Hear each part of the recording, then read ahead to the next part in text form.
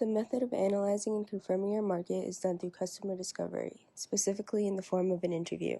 It is important to use this method in a timely manner to ensure that you hear what you need to know and not what you simply want to hear. This is done by preparing for these interviews, in which you will first need to construct a script.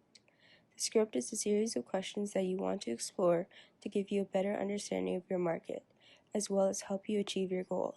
The goal of customer discovery interviews is to confirm the assumptions you have made about your customers, including the problems that are important to them. At the end of the interview, not only will you have confirmed your assumptions, but also the data you have gathered will lead to the creation of your starting prototype, which is also known as your minimum viable. For Module 2, Step 9, I had to identify who our early adopters are for a startup. Early adopters have 3 common characteristics. They have the problem, know they have the problem, and they're paying to solve it. After early adopters, we have early majority. They have the problem, they know how they have the problem, they just do not know how to solve it.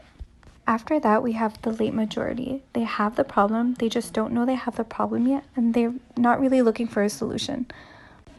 And the last segment we have is the laggards. They don't have a problem, and they're not sure that there is a problem, and they're not actively looking for a solution to solve this problem. We just need to look at customer behavior to see which customer fits best segment. Now I want to explain the beachhead market briefly. It is focusing our business in the central area. The next slide explains the example. Our startup idea is providing a nap and restroom. The customer segment is university students, commuters, and high school students. The beachhead market in the university section is the university students who are not Ryerson students in downtown Toronto because only Ryerson provides nap space.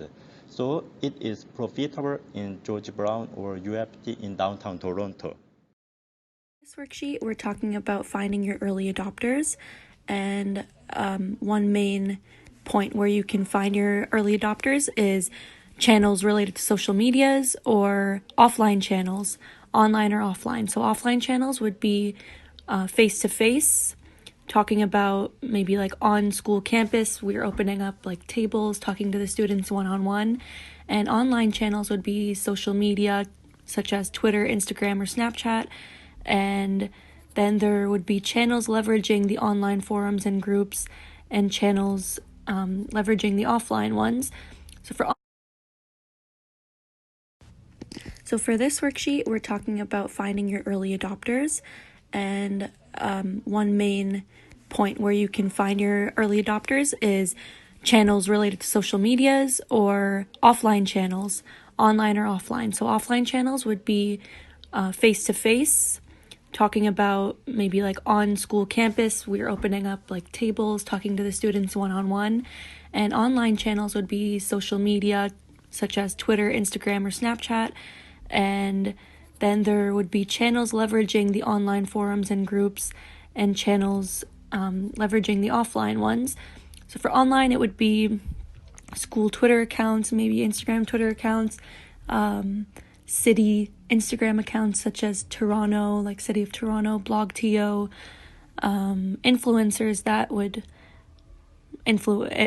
would talk about these channels would be YouTube channels talking about lifestyle bloggers and school educational speakers.